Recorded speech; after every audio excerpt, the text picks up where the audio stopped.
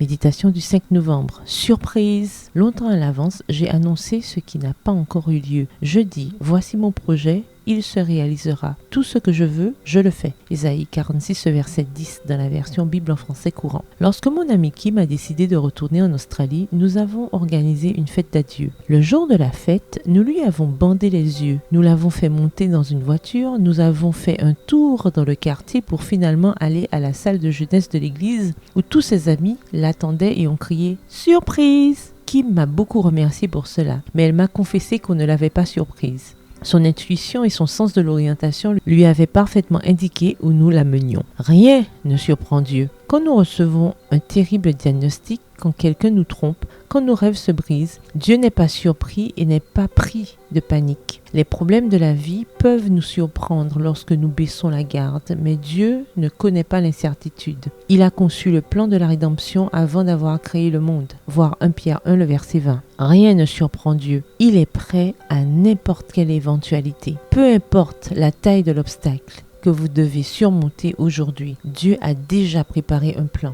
bien avant que votre problème n'apparaisse. Nous nous inquiétons parce que nous avons une perspective réduite et limitée de Dieu. À force de le voir comme notre ami, nous avons perdu son immensité, écrit Max Lucado dans son article God is never surprised. Dieu n'est jamais surpris sur son site web personnel. Dans notre désir de le comprendre, nous avons essayé de le contenir. Le Dieu de la Bible ne peut pas être contenu. Il a mis de l'ordre dans le chaos et a fait la création. Il n'a consulté aucun comité, n'a demandé aucun conseil. Jamais, au grand jamais, il n'a prononcé cette phrase. Comment cela est-il arrivé? Rien ne surprend Dieu. Dans sa perspective, le passé, le présent et le futur, c'est la même chose. Lui qui est éternel et omniscient sait exactement ce dont vous avez besoin pour la journée. Souvenons-nous de ce qu'a dit Ellen White, que nous pouvons jouir d'une paix parfaite si nous gardons l'esprit fixé sur celui qui est trop sage pour se tromper et trop bon pour nous faire du mal. Texte tiré du livre Medical